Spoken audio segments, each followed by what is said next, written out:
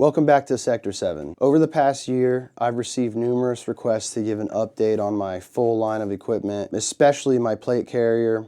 However, in the past 9 months since I made a belt video, there have been adjustments to make it a little bit more streamlined for me and better tailored to my needs. Over the course of a year or two, for somebody like me, there can be huge changes in my equipment.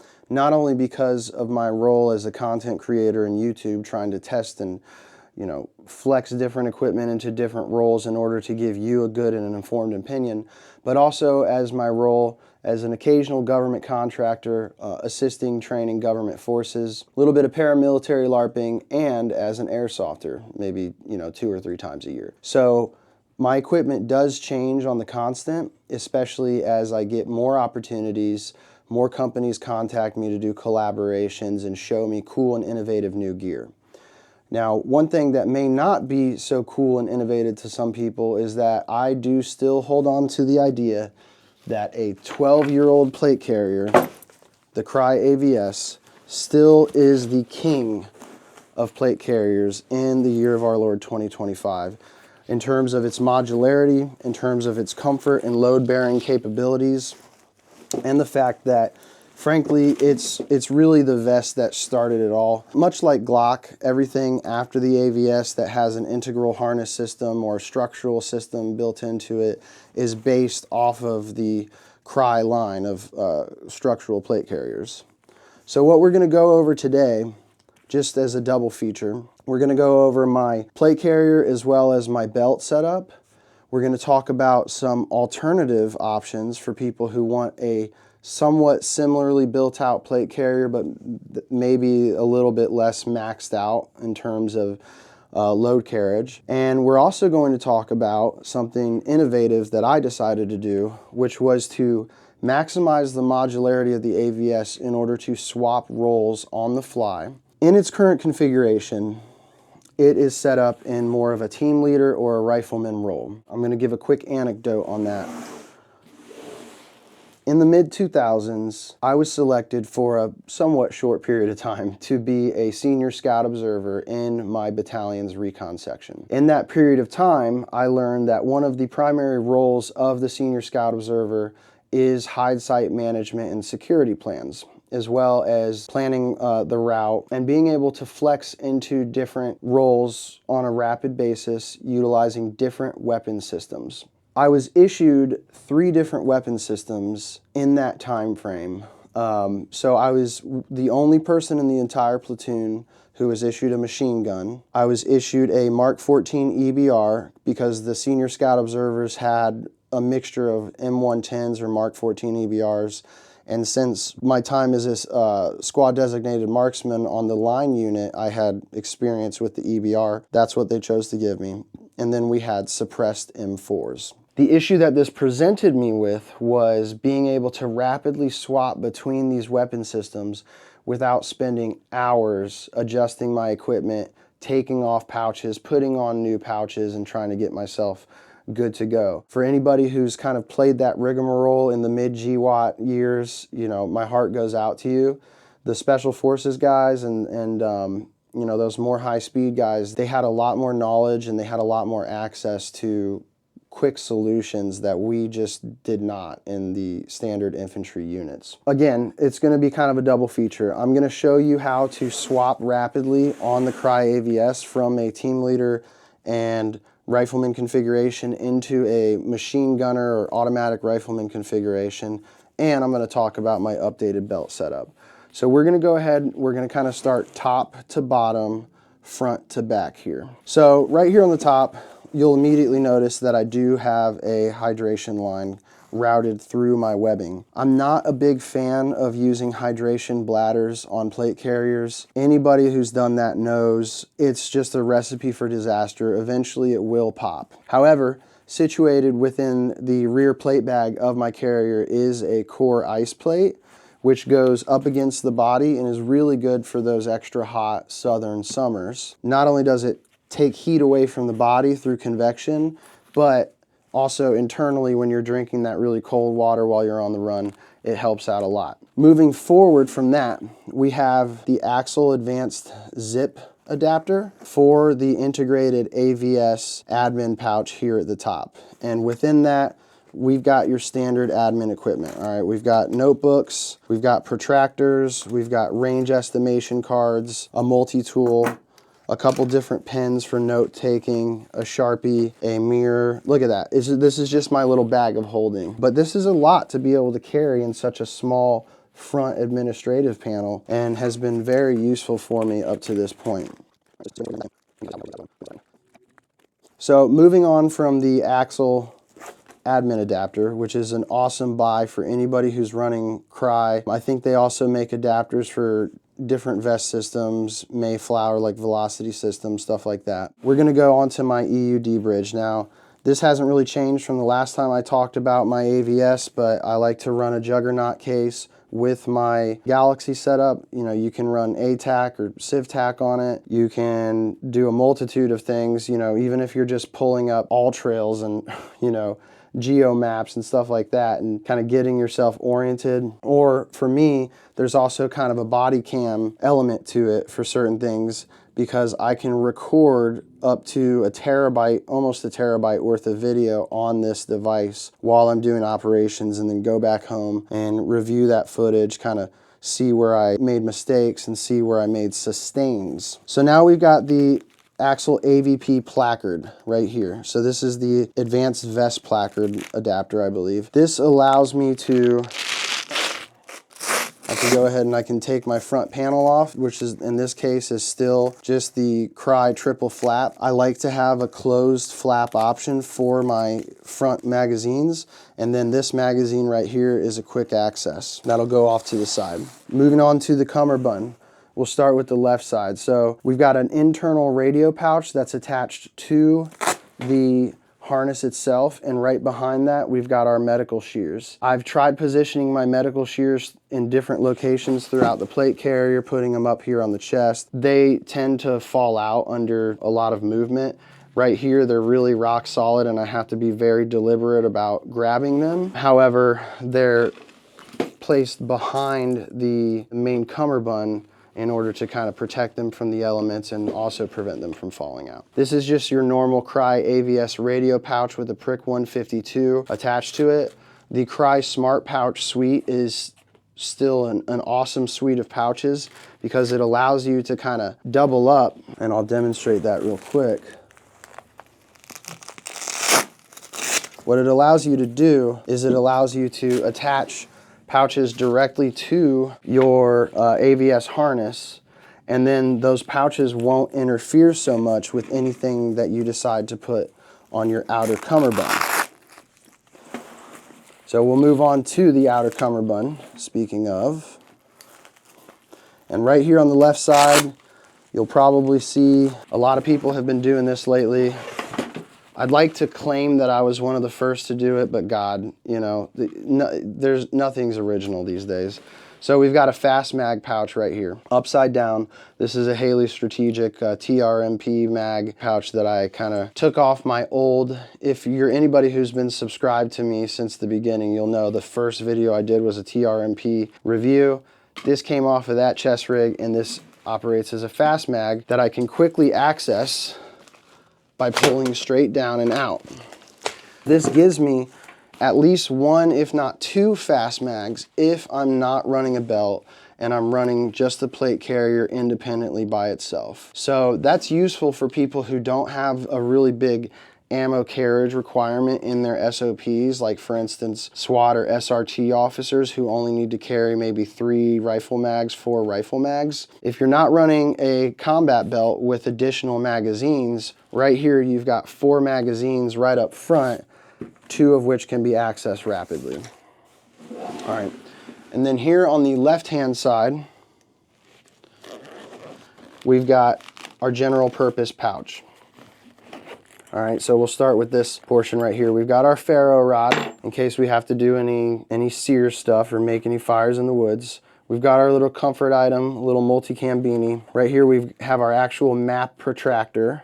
This is important, a KDU So this will allow you to adjust your Prick 152 on the fly without having to take it out of a pouch. So in cases of expedience where you really need to not have to sit there fiddling with your radio, it's very important to run something like a KDU. An extra radio battery. Some people who are in like a rifleman or a team leader role or any kind of short duration role can get away with running just like 2 Prick 152 batteries. Bear in mind that the needs change depending on your role. So if you're someone who's constantly on the radio, like a TAC P or a RTO, a radio telephone operator, you're gonna have to carry a lot more batteries. But in this case, we've got 2 batteries. We've got my classic lens addict compass, and then we do have a Right in the Rain mechanical pencil because I like to have that redundancy in case my markers or my pens go out, get wet, get ruined, anything like that. So moving on to the right side cummerbund, I try to keep this somewhat slick and this portion up front accessible. That way I can reach down and access my sidearm if need be. But you do still need to carry items. You know, if you're somebody who has extremely short duration missions, special forces, direct action guys, you may not need to use anything on your right side cummerbund. But anybody who's operating from either a conventional or even a paramilitary standpoint is going to need to max out their plate carrier in order to fit everything that they need. And of course, from a team leader role, you've got my smoke grenades. Now these are just for demonstration purposes, but when I'm out there and get issued smoke grenades, you need to be able to have a way to carry them from a team leader role. Not everybody in the squad is going to need to carry a smoke grenade, however. All right, and this is just a T-Rex arms pouch.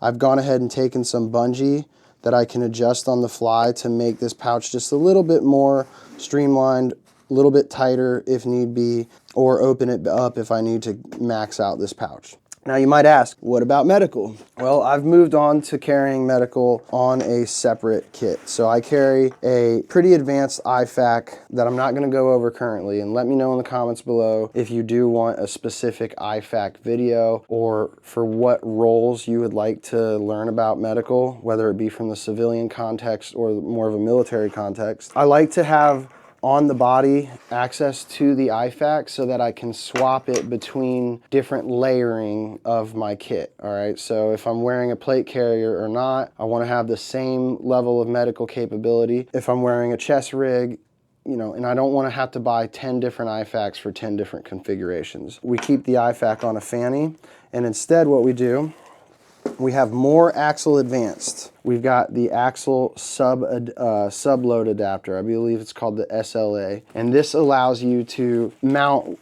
to the inside of the plate bag a dangler pouch.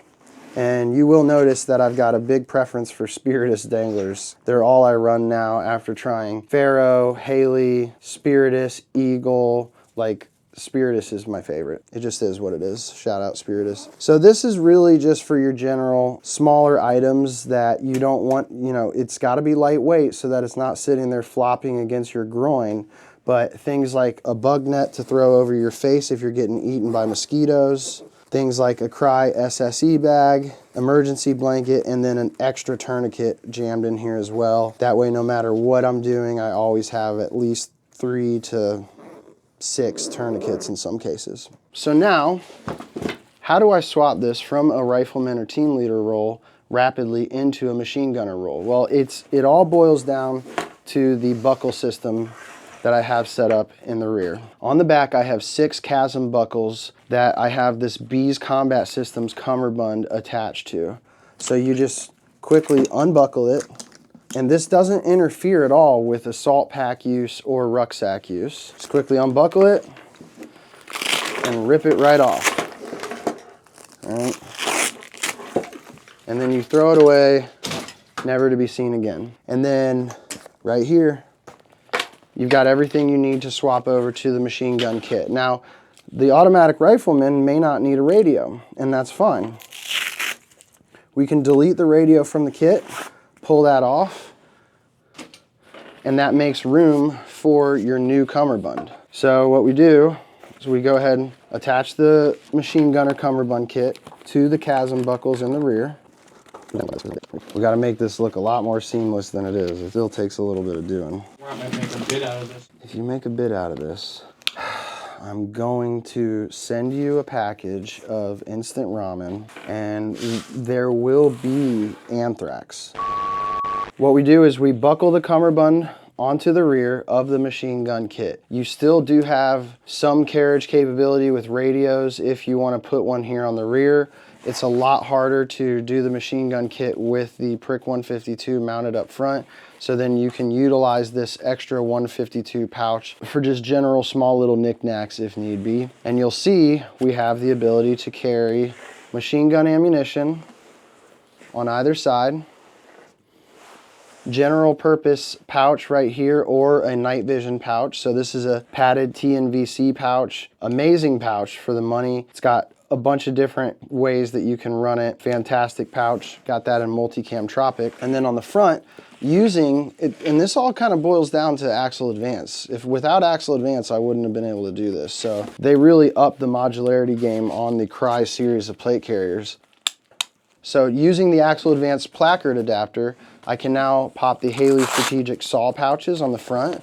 These are super cool because what they do is they expand to be able to fit a nutsack, or I believe it's up to like 6 M4 magazines a piece. And then you're gonna ask, well, how do you make sure that all that weight doesn't just rip off and flop around? Well, easy peasy. They already thought about that, all right? So you take this clip right here, you clip this button into the inner plate bag, and it helps secure the front. You were able to see that within a short period of time, an absolute fraction of what it would take to manually swap all the pouches on the plate carrier, I can go from that rifleman team leader configuration into a gunner configuration. So, moving on from that, we're gonna move on to my belt system real quick. Some things have changed since the last video. I do encourage you to look at my Haley Strategic belt review, but if you're new to the channel and you don't want to go back in time, I run a Haley Strategic D3 V2 belt. I love the D3 V2 because it's got a really good Cobra buckle system. It has the structural sleeve that integrates very seamlessly into it. Got a really good, easy to use nylon pull tab, and so far has been basically the Cry AVS of the belt world for me. So on our right hand side, we've got a Safariland, pretty heavily modified at this point, 6354 DO made for Glock 19s, and I have a Glock 34, or almost Glock 34 length, Glock 47 right here contained in it. I do have live ammo, because I'm not gonna walk around with a gun without having some live ammo. Shaw Concept Sidekick. Until something new comes out that eclipses this thing is staying on here probably for a couple more years. It creates a really good padded buffer between your leg and the True North modular holster adapter. And I know new holster adapters and stuff have come out that maybe they might be a little better than True North. I don't care. This thing has worked since day one. It is super rock solid, and I don't want to switch it out, but it can be a little bit uncomfortable because this metal can dig into the side of your leg, and this Shaw Concept Sidekick completely negates that as a problem. Now, in order to enhance the levels of modularity here, because you may not always need to have a pistol, maybe your role is as a rifleman, but you still want to utilize a belt and still not have to swap between belt systems. I have right here an Unobtainium Gear Molly panel adapter for a Surefire QLS system. And the cool thing about it is that this is completely modular to where I also got an adapter for the QLS receiver plate that allows me to molly this on to any molly surface, so I can kind of change it around on the fly. If I end up having a different belt system that's not my standard belt, I can just mount it and have it be at a neutral ride. But I also have a panel of webbing that I can put right here on the drop leg. And so what you do, if you're something like a rifleman, you can put another magazine pouch on there. You can put, for me, I would recommend something like a grenade pouch. This would be a really easy way to carry grenades. Right behind my pistol, where my pistol would go, is where I keep my light. Boop, boop, boop, boop. And Streamlight Polytac Very reliable, good light, and awesome for the money. Flipping it around, we've got our Blue Force gear or T-Rex Arms tourniquet holder. Again, I like to keep my tourniquet holder facing up so that it's not rubbing against the ground and stuff when I'm moving. It minimizes its exposure. And then the speed that I'm able to get to it, because I don't have to reach underneath the IFAK, is a lot faster. And then we've got the Axle Advanced IFAK pouch that we can quickly access, ambidextrous access to pull out our Velocity Systems, our Mayflower IFAK, basically a fully stocked IFAK. So I carry pretty much 2 fully stocked IFAKs. We've got a multi-tool right here. We've got a Spiritus Spud pouch right here. I can't sing its praises high enough. It can fit anything from grenades to multiple rifle magazines, pretty much radios, anything you want to put in it. Haley Strategic mag pouch. In my recent video, when I shot this blue water, it kind of stained all the multicam on this side blue, so I'm thrilled about that. 2 extra Glock magazines, and that's it. That's it for the belt. The kind of point behind this first and second line setup is to maximize the modularity. Is it excessive? That's for you to determine, okay? So it is excessively expensive, I can tell you that much. A lot of people may not want to put that level of buy-in into their plate carrier system or their belt system, which is completely understandable.